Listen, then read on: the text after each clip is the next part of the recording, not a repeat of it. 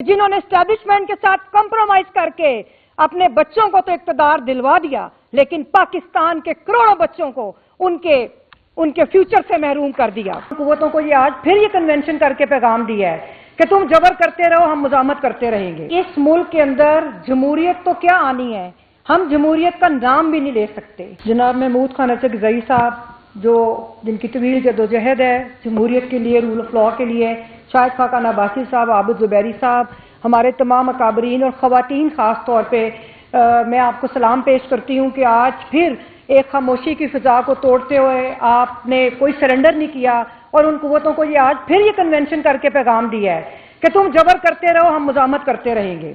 और इस वेन्यू की तब्दीली ही वो मसला है जो पाकिस्तान का सबसे बड़ा मसला है। और वो मसला आपने देखा कि इस मुल्क के अंदर जमहूरियत तो क्या आनी है, हम जमहूरियत का नाम, जिन्होंने एस्टैब्लिशमेंट के साथ कॉम्प्रोमाइज करके अपने बच्चों को तो इक़्तिदार दिलवा दिया, लेकिन पाकिस्तान के करोड़ों बच्चों को उनके फ्यूचर से महरूम कर दिया। कहा जाता था कि कहीं वो रेड करके सियासी वर्कर्स को उठा लेंगे, तो आज फिर एक वही वाला जबर और सितम का दौर है। लेकिन इस दौर में सिर्फ एक चीज मुख्तलिफ है, और वो ये मुख्तलिफ है कि वो नाम निहाद बड़ी पॉलिटिकल पार्टीज जो हमेशा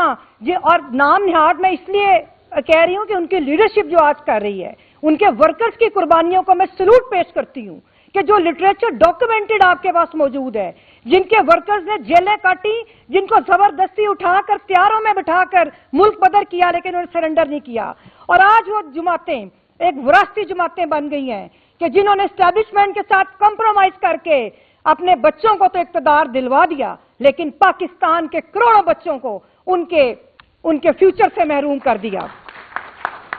आज ये मैं समझती हूं कि ये कन्वेंशन नहीं, हम सब ने इकट्ठे होकर पाकिस्तान के अवाम का मुकदमा सामने रखा है कि एक तरफ वही सिलसिला जो जस्टिस मुनीर से शुरू हुआ और आज जनरल मुनीर तक पहुंचा, जो जनरल याहिया से शुरू हुआ और आज जस्टिस याहिया तक पहुंच गया, कि पाकिस्तान के अवाम अपने हकूक की जदोजहद करते करते, जिन्होंने 8 फरवरी के इलेक्शन में एक मुज़ाहमत की और वो मुज़ाहमत करते हुए इन्हें पैगाम दिया कि रियासत को ये पैगाम दिया कि ये आइन तो हमारा है, हम आइन को मानते हैं, मगर तुम लोग आइन को नहीं मानते। पाकिस्तान का मसला ये है कि पाकिस्तान के अवाम, पाकिस्तान के सियासी वर्कर्स, पाकिस्तान के खवातीन और हर तबका फिक्र के लोग इस आइन के लिए कुर्बानियां देते आए हैं। पाकिस्तान के वकला, उनकी सारी जदोजहदी इस आइन और कानून की बालादस्ती से इबारत है। जब पूरा पाकिस्तान समझौता कर गया, सियासी जमातें समझौता कर गई, तो वकला खड़े रहे। हामिद खान साहब की सरबराही में प्रोफेशनल ग्रुप अपना किरदार अदा करता आया भी है और लड़ भी रहा है और करता भी रहेगा। 8 फरवरी को यही पैगाम दिया। क्या नहीं हुआ उस इलेक्शन के अंदर, किस तरह कभी दुनिया की तारीख में नहीं हुआ कि उम्मीदवारों के जो नॉमिनेशन फॉर्म से उनको फाड़ दिया गया, उनसे इलेक्शन सिंबल छीना गया। ये क्लेम करते हैं कि हम एक इस्लामी रियासत हैं, इन्होंने आधी आबादी को ज़हनी तौर पे मफलूज कर दिया, इसको एक फंडामेंटल रियासत बनाते बनाते, फंडामेंटलिस्ट रियासत बनाते बनाते। लेकिन अपनी इनकी इक़्तिदार ये है कि ख़वातीन जो पॉलिटिकल वर्कर्स हैं, जो पॉलिटिकल लीडर्स हैं, उनके घरों में जाके ख़वातीन के साथ इन्होंने नारवा सलूक किया। ये इनका मजहब है और ये इनकी इस्लामी रियासत है। तो उसके बाद पाकिस्तान के अवाम ने 8 फरवरी को एक वोट के जरिए जो मुज़ाहमत की, वो भी दुनिया की तारीख की एक अनमोल मुज़ाहमत है। लेकिन उसके बाद क्या हुआ, उस मुज़ाहमत के बाद क्या हुआ, यहाँ की पॉलिटिकल एलीट और यहाँ की मिलिट्री एलीट ने एक अलायंस किया। उन्होंने अवाम की मंशा के बरक्स एक डमी पार्लियामेंट को वजूद में लाए, उसकी तश्कील की, और उस डमी पार्लियामेंट ने डमी कवानीन बनाए। उन्होंने रबर स्टैंप पार्लियामान ने रबर स्टैंप कवानीन को बनाया। और आज आप देखिए कि पाकिस्तान का आइन, कि जिसमें से आजाद अदलिया को भी मिन्हा कर दिया, जिसमें से बुनियादी इंसानी हकूक को निकाल दिया, تو اب اگر اس کو حقیقی طور پہ دیکھا جائے تو وہ پاکستان کا آئین نہیں، وہ تو صرف ایک ایڈمنسٹریٹو ایک دستاویز رہ جاتی ہے کہ کس طرح یہ باقی انتظامی امور چلیں گے، جہاں پر اس ریاست کے اندر کہ جہاں پہ بلوچستان کی خواتین سڑکوں پہ جدوجہد کر رہی ہیں، پورا بلوچستان آج سڑک پہ بیٹھا ہے، کے پی کے اندر ظلم ہو رہا ہے، سندھ کے عوام بے چین ہیں، اور اب پنجاب کے اندر مزاحمت ہو رہی ہے۔ اور یہ اب کیا چاہتی ہے ریاست کہ ابھی تک جو نوجوان پرامن جدوجہد کر رہا ہے، یہ کیا چاہتے ہیں کہ کیا وہ ہتھیار اٹھا لیں؟ یہ کیا چاہتے ہیں کہ وہ کیا کریں اس ریاست کے ساتھ؟ بہرحال ہم نے ہے کہ یہ ہماری دھرتی اور ہماری ریاست ہے، تو ہم نے قبضہ گروپ اور قبضہ مافیا سے چھڑوانا ہے۔ ہم سب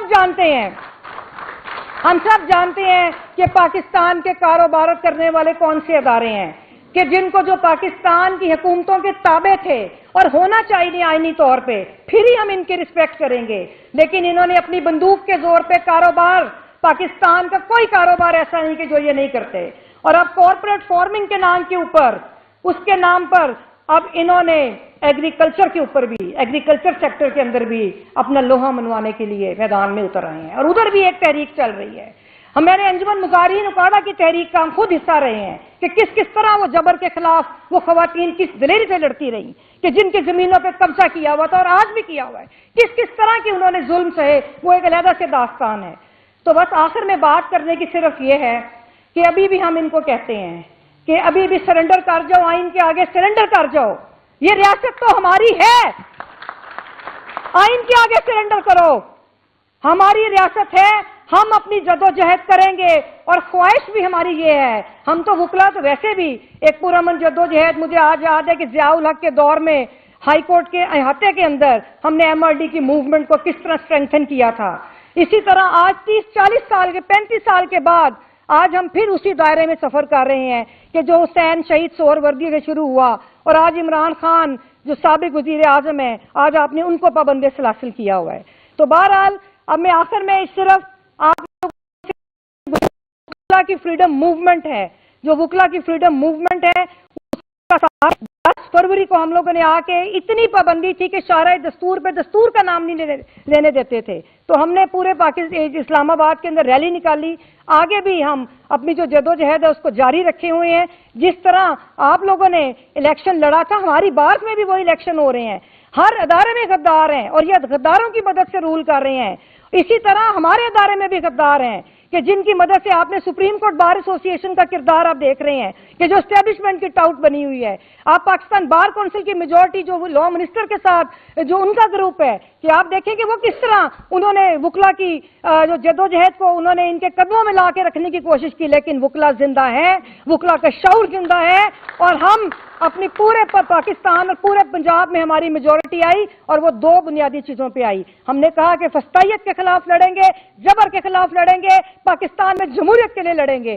اور دوسرا 26ویں آئینی ترمیم کہ جس کے ذریعے انہوں نے اس جو آزاد عدلیہ میں چند ججز تھے، آپ نے دیکھا کہ پہلی مرتبہ پاکستان میں بطور ادارہ عدلیہ کھڑی ہوئی، جو اسلام آباد ہائی کورٹ کے ججز ہیں، میں ان کو سلوٹ کرتی ہوں، اور یہ وکلا تحریک کے ثمرات ہیں، یہ وکلا تحریک کے ثمرات ہیں کہ آج ججز بطور انسٹیٹیوشن کھڑے ہوئے، لیکن ان کی آواز کو دبانے کے لیے 26ویں آئینی ترمیم لائی گئی۔ ہم اس کے خلاف جب تک یہ ریورس نہیں ہوتی ہم جدوجہد کریں گے، کیونکہ اسی میں پاکستان کا مستقبل ہے اور پاکستان کے جو شہری ہیں ان کے حقوق کا تحفظ ہے۔ اور آخر میں یہ کہوں گی کہ جو آپ کی یہ جو اسٹیبلشمنٹ ہے، اس کو یہ آپ نکل کے آپ کالی پٹیاں باندھ کے کوئی ایسا دن رکھ لیں کہ پورے پاکستان کے لوگ کہیں نو، ایسے دستور کو، تمہارے دستور کو، صبح میں دور کو ہم نہیں مانتے، ہمیں پریکٹیکلی باہر آنا ہوگا۔ وکلا باہر ہے، ہمیں کوئی نہیں کہہ سکتا، ہم نے اپنا کل بھی کردار ادا کیا، آج بھی کیا ہے، اب پاکستان کے عوام کو نکلنا پڑے گا۔ Thank you so much.